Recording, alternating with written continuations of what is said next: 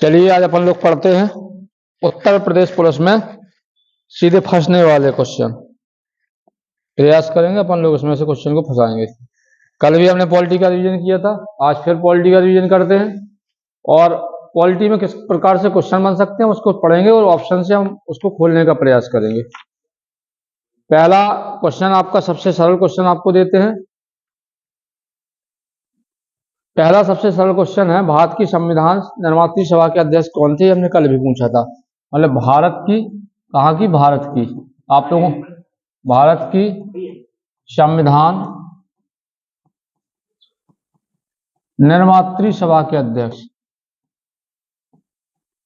निर्मात्री सभा के अध्यक्ष, सभा के अध्यक्ष कौन थे? अध्यक्ष। ऑप्शन दे रहा है आपको। पहला है आपका डॉक्टर राजेंद्र प्रसाद, डॉक्टर राजेंद्र प्रसाद। दूसरा ऑप्शन है बी आर अम्बेडकर,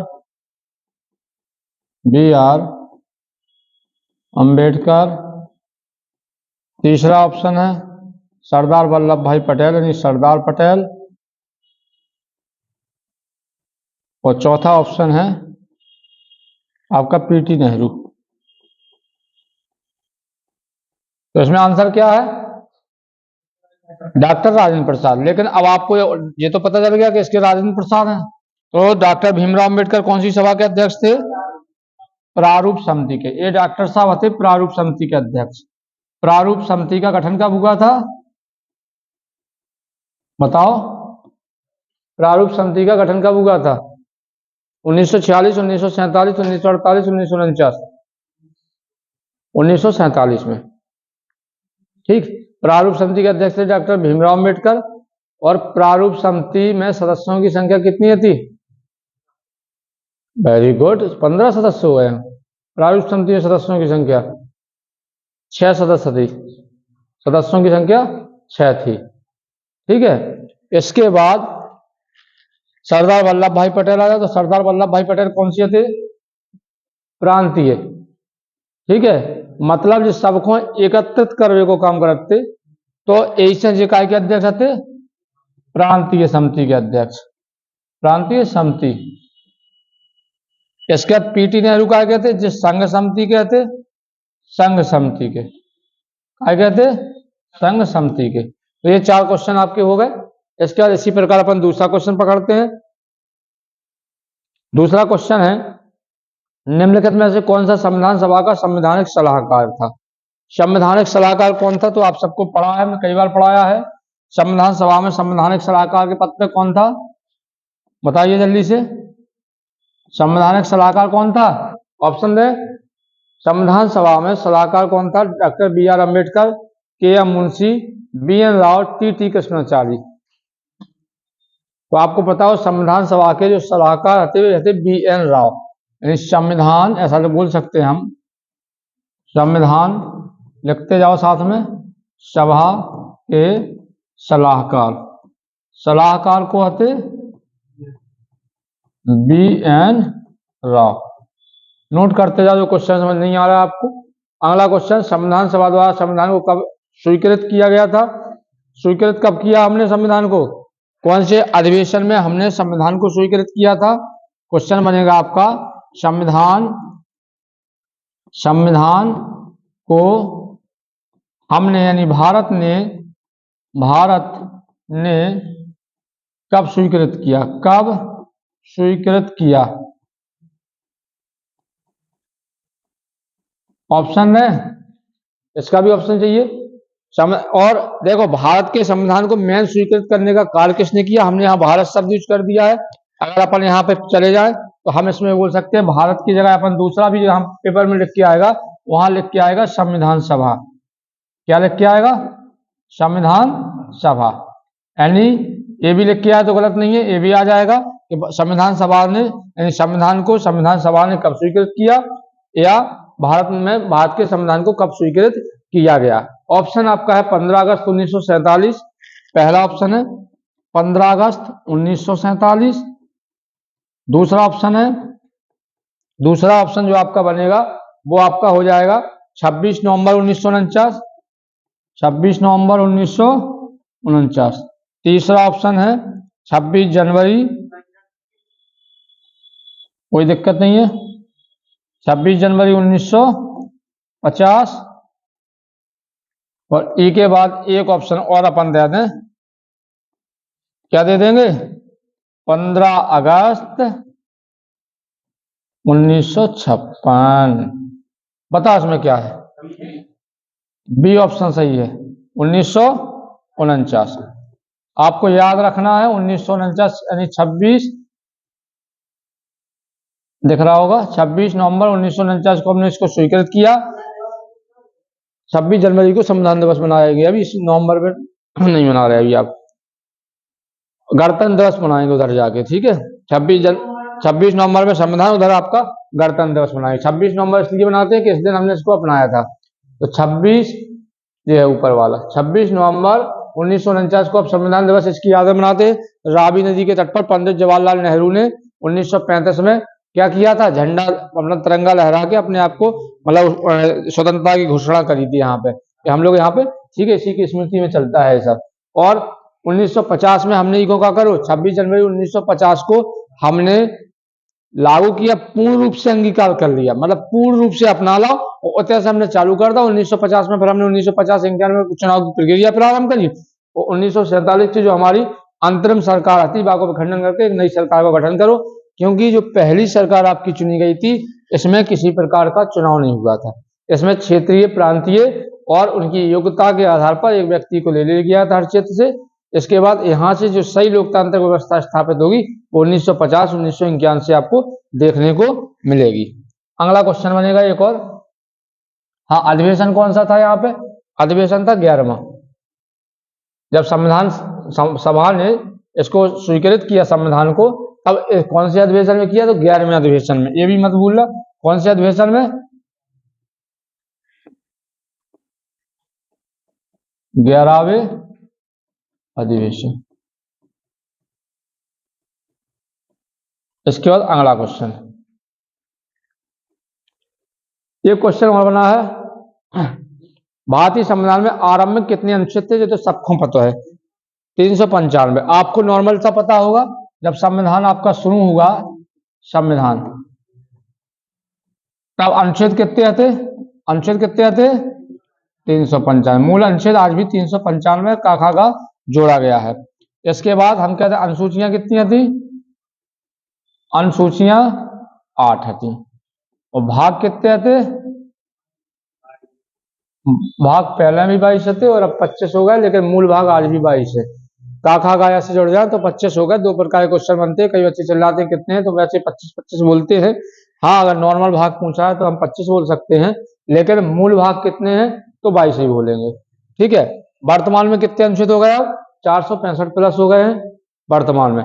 और ये अनुसूचियां कितनी हैं, अनुसूचियां अब जो है वर्तमान की, अगर हम स्थिति की बात कर लें वर्तमान में, तो 470 देखने को मिलेंगे कहीं कहीं आपको आर्टिकल, ठीक है। अनुच्छेद आप अनुसूचियां जो आ गई, ये अनुच्छेद हो गए, ये अनुसूचियां हैं। अनुसूचियां आपकी कितनी हैं, तो ये 12 हैं।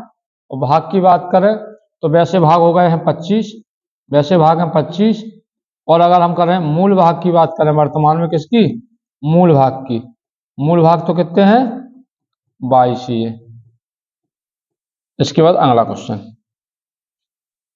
ये क्वेश्चन और बना है, इसको भी ध्यान रखिए।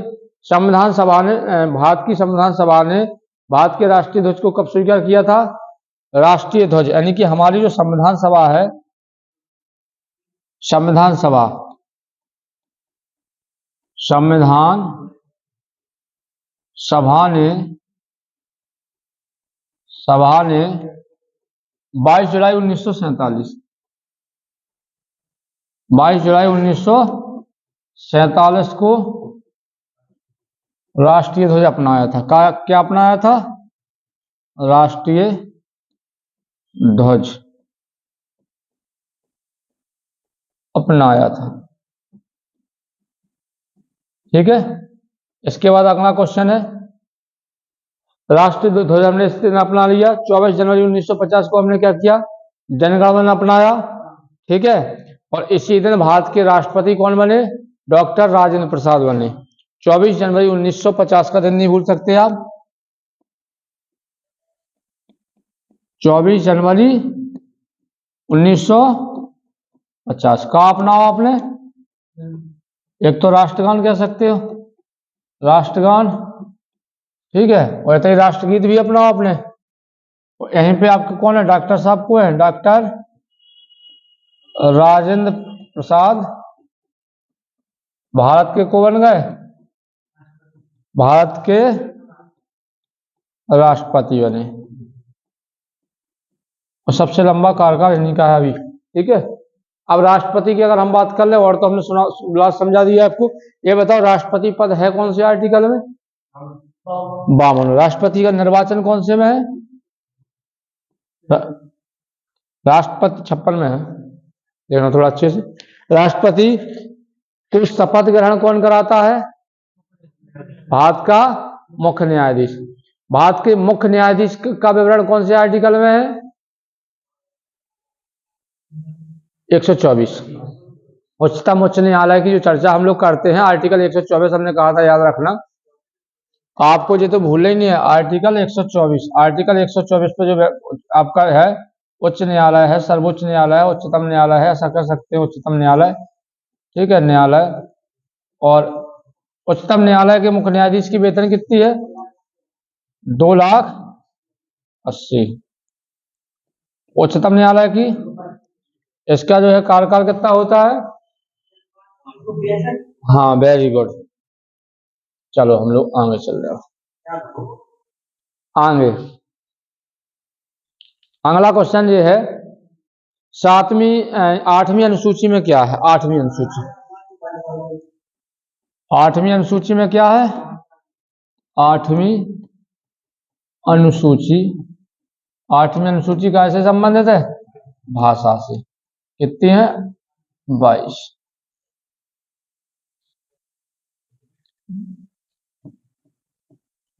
ठीक है। अब अगला क्वेश्चन एक और बनता है, देखो, हमारा राजकीय पुष्प क्या है बताइए? सबको पता होना चाहिए तो। हाँ, राजकीय मतलब उत्तर प्रदेश का राजकीय, हमारा मतलब हम लोग उत्तर प्रदेश में है, हाँ, उत्तर प्रदेश का राजकीय पुष्प क्या है? पलाश। अगर हम यूपी की बात करें, यूपी का राजकीय पुष्प, राजकीय पुष्प तो क्या है? पलाश है। और अगर हम करते हैं भारत को, भारत का यानी राष्ट्रीय पुष्प कहते हैं, तो भारत का क्या है? कमल हो जाएगा, ठीक है। इसके बाद एक क्वेश्चन और बताओ, उसी का नाम। हाँ, दूसरा बताओ, राजकीय वृक्ष क्या है हमारा? अशोक का। उत्तर प्रदेश की बात कर रहे हैं हम, उत्तर प्रदेश का राजकीय वृक्ष क्या है? उत्तर प्रदेश का है आपका अशोक। राजकीय पक्षी क्या है? सारस या, सारस या, और बोलो या क्रॉच, यानी यूपी का राजकीय जो पक्षी है वो सारस या क्रॉच है, जो लिख लो। राजकीय यूपी का, किसकी बात कर रहे हैं हम? यूपी के राजकीय पक्षी सारस या क्रॉच, ठीक। चलो कोई दिक्कत नहीं, हो जाता तो मारकर। इसके बाद राजकीय पशु तो सबको पता है, बारहसिंगा है। एक के बाद आप हमें एक क्वेश्चन और बताओ, जो आपने मौलिक अधिकार भी पूरे पढ़ ले, ठीक है। तो आपको ये बताना है, आर्टिकल 13 में क्या है? पहले तो मौलिक अधिकार कौन से देश से लाए गए? मौलिक अधिकार कहां से लिए अपन ने? मौलिक अधिकार हमने ग्रहण कहां से किए? अमेरिका से। अमेरिका से मौलिक अधिकार लाए, सो अच्छी बात है। और का लाओ? राष्ट्रपति उपराष्ट्रपति का, उपराष्ट्रपति, उपराष्ट्रपति, राष्ट्रपति का पद। और का लाओ? न्यायिक पुनरावलोकन की प्रक्रिया। न्यायिक पुनरावलोकन का मतलब है किसी भी व्यक्ति को अगर एक जगह सजा हो जाती है तो दूसरी जगह छूटने का अधिकार है, वो न्यायालय की शरण में जा सकता है इसी को बोला जाता है न्यायिक पुनरावलोकन। क्या बोला जाता है? न्यायिक पुनरावलोकन की प्रक्रिया कहां से ली हमने? ये भी अमेरिका से ली। और का छूलाओ, बोलो, रात का छूलाओ, वो फिर आगे पढ़ लीजिए, क्वेश्चन में मिलेगा, क्वेश्चन से पढ़ेगा, क्वेश्चन बोल दो। अगला क्वेश्चन है, हाँ इसी को पढ़ा रहे थे, आर्टिकल भाग 3 लेके चल रहे थे हम लोग मौलिक अधिकार। इसके बाद ये है कहां से कहां तक? 12 से 35 तक।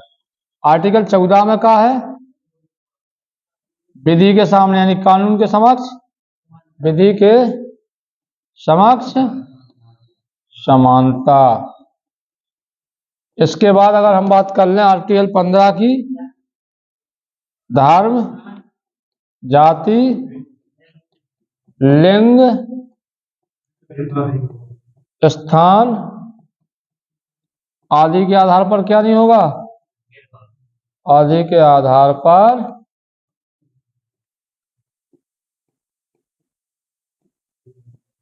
भेदभाव नहीं। 16 बता जल्दी से, 16 में क्या है? आर्टिकल 16 क्या कहता है? लोक नियोजन के विषय में अफसर की समानता। 16 है आपका लोक नियोजन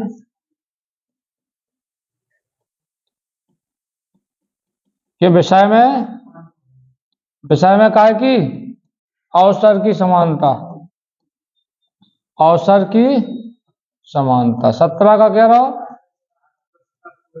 17 कहता है छुआछूत का अंत।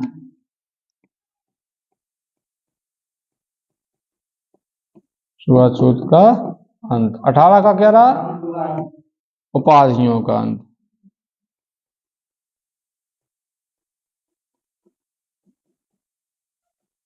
19 का कह रहा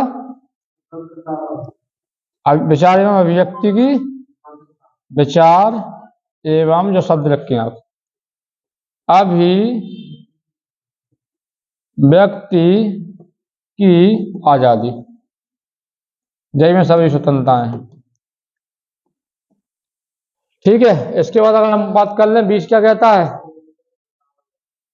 कुछ दिशाओं में गिरफ्तारी से निषेध, मतलब गिरफ्तार तो किया जा सकता है, लेकिन ऐसा है भी उसमें भी लिखा गया है कि जैसे अगर कोई महिला है और वो अगर जेल में है और वो गर्भवती अवस्था में है, जेल में है, तो उसे छोड़ना पड़ेगा वहां से। ठीक है, अगर है तो ऐसी कंडीशन में उसको गिरफ्तार नहीं किया जा सकता है। दूसरा यह है न्यायालय या संसद की मर्यादा का भी उल्लेख किया गया है। तीसरा ये गिरफ्तार कर रहा है तो गिरफ्तारी का कारण बताओ, ये मतलब हाँ गिरफ्तारी का आपको कारण बताना होगा, ये नहीं है कि गए तो उठा के लेके चले गए। 21 क्या कहता है आपका? 21 कहता है पहले तो आप सीधा बोलो निजता का अधिकार, ठीक है, और आत्महत्या पर निषेध। कोई व्यक्ति आत्महत्या नहीं कर सकता है, ठीक है, अच्छी बात है कि निजता का अधिकार है। निजता का अधिकार मतलब होता है आर्टिकल 21 से पीसीएस में आया होगा क्वेश्चन है, याद रखो, कभी भी पुलिस में फेंक सकते हैं इसको। निजता का अधिकार, निजता का अधिकार। अब और 21 के काम है का कतई 21 के काम है 6 से 12 वर्ष तक के बच्चों को, 6 से 14 है, 12 नहीं है, 6 से 14 वर्ष तक के बच्चों को,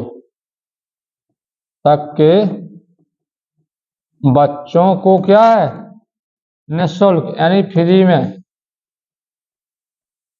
निःशुल्क शिक्षा का अधिकार, शिक्षा का अधिकार। हालांकि इसके लिए देखो एक चीज और याद रखना, अगर क्वेश्चन आ जाए कोठारी आयोग का संबंध कैसे है, तो बोल देना कोठारी आयोग का जो संबंध है वो भी शिक्षा से, शिक्षा सुधार के लिए ही कोठारी आयोग बनाया गया था। ठीक है। इसके बाद आ जाएगा अगर सहकारी आयोग का संबंध कैसे, तो उसका भी आपका संबंध शिक्षा से ही है। कई आयोगों के नाम पूछे जाएंगे और नाम में सिर्फ आपसे सीधा सीधा ये पूछ लेंगे कि इसका संबंध बताओ, इससे ज्यादा कुछ नहीं पूछी जाती। ठीक है। इसके बाद आपको 22 में आ जाओ, तो 22 में क्या है आपका? आर्टिकल 22 है, पढ़ो थोड़ा अच्छे से पढ़ो। 22 वही है गिरफ्तारी है, एक दंडे के लिए 2 बार दंड दिया है व्यक्ति को किसी के लिए, है ना। 23 क्या है? 23 24 शोषण के विरुद्ध अधिकार, आर्टिकल 23-24 है आपका मौलिक अधिकार, जैसे सेकंड हो जाता है शोषण के विरुद्ध, यानी शोषण के विरुद्ध है। ठीक है, शोषण के विरुद्ध का मतलब यही है कि मैं दो तो आर्टिकल ही है केवल, एक 23 है वो एक 24 है, जहां में जो है मानव दुर्व्यापार, यानी चाहे नर होए चाहे मादा होए और चाहे बच्चा हो, कहने का मतलब महिला पुरुष या बच्चा, किसी भी व्यक्ति का क्रय विक्रय नहीं किया जाएगा। महिला पुरुष और बच्चा किसी भी व्यक्ति का क्या नहीं किया जाएगा, क्रय विक्रय नहीं किया जाएगा। 24 कहता है 14 वर्ष से कम आयु के बच्चों को, कम आयु के बच्चों को क्या नहीं किया जाएगा, बच्चों को कार पर नहीं लगा जाएगा। कार पर, कार कैसे नहीं, मतलब जो खतरनाक है, खतरनाक यानी कि जैसे जहरीली गैसों के कारखानों में, कोयले की खदानों में, जहां उनका क्या है प्रारंभिक विकास रुकता हो, ऐसी जगह काम पर नहीं लगाया जाएगा। इसके बाद अगले क्वेश्चन देख लो, और जो आए हुए क्वेश्चन है वैसे ही है, मूल अधिकार में तो वो जो सब पढ़ाए हैं वो सब क्वेश्चन आए हैं। इसके आगे देख लो, वो कह रहा है धन विधेयक प्राप्त होने के कितने अंदर के अंदर लोकसभा को वापस, राज्यसभा में धन विधेयक रखा है। कौन सा धन विधेयक, अब धन विधेयक की बात आ गई, क्वेश्चन धन विधेयक से बना है तो हम धन विधेयक पकड़ लेते हैं। धन विधेयक कौन से आर्टिकल में है, आर्टिकल 110।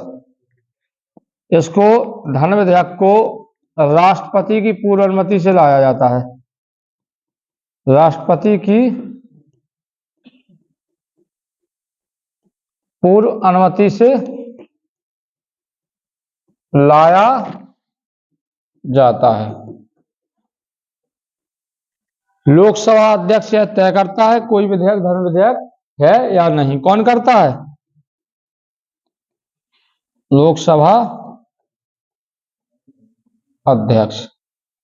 लोकसभा अध्यक्ष क्या तय करता है, कोई विधेयक धन विधेयक है या नहीं। 2/3 से पारित होता है, जब लोकसभा से पारित हो जाता है तो कहां जाता है, राज्यसभा में, और जब राज्यसभा में जाता है तो राज्यसभा के लिए लोकसभा सीधी सीधी बात कहती है कि 14 दिन को टाइम है तुम्हें, किसके पास है 14 दिन को टाइम, राज्यसभा के पास।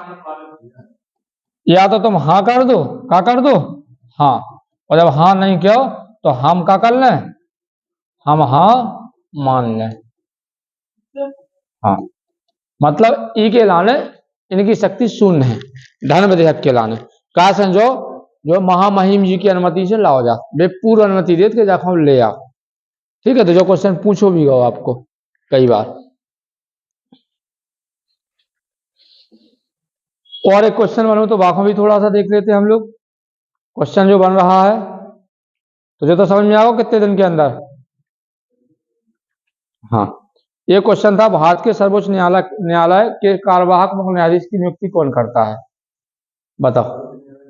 देखो कितना बढ़िया घुमा के था उनने, भारत के सर्वोच्च न्यायालय के कार्यवाहक मुख्य न्यायाधीश की नियुक्ति कौन करता है, राष्ट्रपति। आपका है कार्यवाहक मतलब ऐसा होता है उस टाइम पे किसी, हाँ कुछ समय के लिए, ठीक है, तो उससे कोई मतलब नहीं। आर्टिकल 126 में वर्णन है, कौन से में, आर्टिकल 126 किसमें है, आर्टिकल 126 में ये वर्णित है, क्या वर्णित है, यही वर्णित है कि राष्ट्रपति जो है को है, राष्ट्रपति चाहे वो कार्यवाहक हो और चाहे वो को हो, राष्ट्रपति कार्यवाहक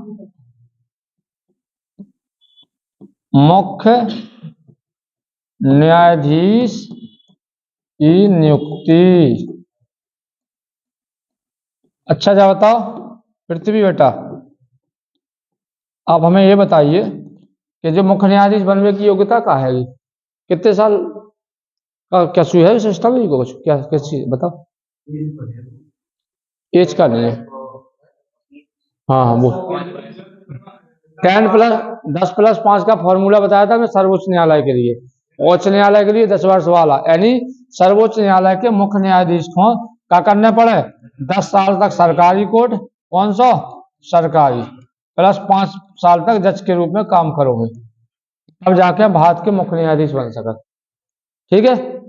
और न्यायाधीश जैसे उच्चतम न्यायालय के न्यायाधीश के लिए क्या बताया था, 10 साल तक आपने अधिवक्ता के रूप में काम किया हो। ठीक है, ये चीजें तो क्लियर है ना। इसके बाद 2-3 क्वेश्चन और देख लो, उसके बाद सर आ गए तो वो आपको पढ़ा ले। भारतीय संविधान का अनुच्छेद 370 क्या है? जम्मू कश्मीर राज्य है तो 6 अगस्त 2019 को संसद की अनुमति से राष्ट्रपति द्वारा इसको अध्यादेश जारी करके क्या हुआ, जम्मू कश्मीर राज्य की विशेष स्थिति को अब समाप्त कर दिया गया है। ठीक है, जम्मू कश्मीर राज्य की विशेष स्थिति को कब समाप्त किया गया, 2019 में, जो अध्यादेश जारी करे उन्होंने 6 अगस्त 2019 को। ठीक है, और आपका कर दो कश्मीर संघ का राज्य क्षेत्र क्या, लद्दाख को पुनर्गठित बना दिया दोनों राज्यों को, इसको समझा देंगे आपको। ये क्वेश्चन बताओ, चौहान कौन से संविधान संशोधन द्वारा 18 वोट डालने की आयु 21 साल से 18 वर्ष करी गई थी? बोलो जल्दी।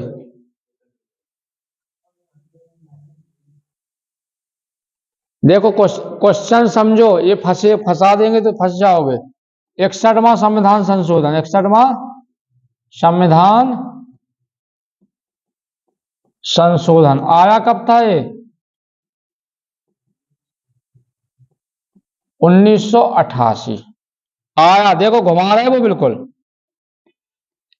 आपने पढ़ा होगा 89। ठीक, तो आपने जा डेट नहीं पढ़ी जो हम बता रहे हैं।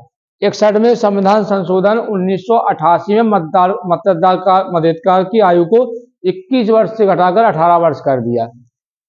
और 61वां संविधान संशोधन कब आया? 1988 जो है संविधान संशोधन अधिनियम। और इसको लागू करोगे कब करोगे? संविधान संशोधन पूरा अगर लिखना है तो पूरा लिख लेगा, जिससे तुम कंफ्यूज ना हो। संविधान संशोधन, अच्छा संशोधन लिख चुके थे हमें, कोई दिक्कत नहीं। संविधान संशोधन अधिनियम कौन सा अधिनियम है? 1988। 1988 देखो, जैसा का करो अपन ने 21 वर्ष से घटाकर कितना कर दो, 18 वर्ष वोट डालने की आयु, वोट डालने की आयु कर दो अपन ने 18 वर्ष। अब जावे का है कि वोट डालने की आयु कम कर दी तो जो प्रभावी कब से वह जो क्वेश्चन बन जाते, तो ये प्रभावी की डेट जो है वो है 28 मार्च 1989। प्रभावी कब से हो? 28 मार्च 1989। आप लोग सब लोग जो याद रखत के 61वां संविधान संशोधन 1989 कई लोग याद रखते हैं, तो इसको ये ध्यान देना है कि भाई आया कब था और प्रभावी कब होगा। और अगर आप कोई पॉइंटर वाली कॉपी उठाओ तो आपको ऊपरी वाला पॉइंट मिलते, नीचे वाला कॉपी आधा नीचे आधा ऊपर, तो इसको आपको थोड़ा सा अच्छे से देख लेना है। ठीक है, इसके बाद एक क्वेश्चन और लास्ट, संघ लोक सेवा आयोग अपना वार्षिक प्रतिवेदन किसको सौंपता है? संघ लोक सेवा आयोग अपना प्रतिवेदन किसको सौंपता है? आप याद रखो, इनकी नियुक्ति को कर यूपीएससी लेवल की जितनी नियुक्ति है उन सबको राष्ट्रपति शपथ ग्रहण कराता है, राष्ट्रपति इनकी नियुक्ति है वही करता है, तो वो अपना प्रतिवेदन भी किसको सौंपेंगे? राष्ट्रपति को ही सौंपेंगे। किसको सौंपेंगे? राष्ट्रपति को। भारत के मुख्य चुनाव आयोग को नियुक्त कौन करता है? भारत के मुख्य चुनाव आयोग को राष्ट्रपति। ये छोटे मोटे पद तो है नहीं, कोई व्यक्ति आके चला जाएगा। ठीक है, तो आपने ये सब चीजें याद रखना है।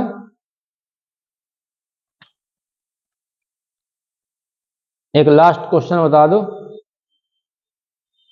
कैप कॉमोरेन के नाम से जाना जाता है, किसको कैप कॉमोरेन के नाम से जाना जाता है? मिजोरम, कन्याकुमारी, कश्मीर, गुजरात।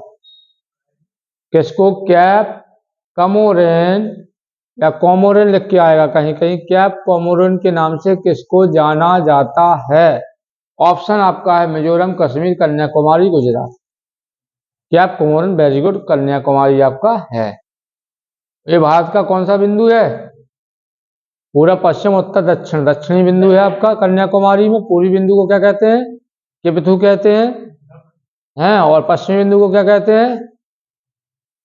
सब कुछ बताए थे, तुम लोग भूल गए हो। गौर माता या गौ माता, इंदिरा कॉल, इंदिरा पॉइंट, ये चारों चीज समझाई थी आपको। आप लोग पता नहीं कहाँ खा जाते हो। एक लास्ट क्वेश्चन, भारत में सिलिकॉन वैली किसे कहा जाता है? भारत की सिलिकॉन वैली, बैंगलोर, चेन्नई, कलकत्ता, हैदराबाद। बैंगलोर को। ठीक है, थोड़ा क्वेश्चन पढ़ो, बाकी क्वेश्चन अभी आपको और मिल जाएंगे। अब सर की क्लास कर लो।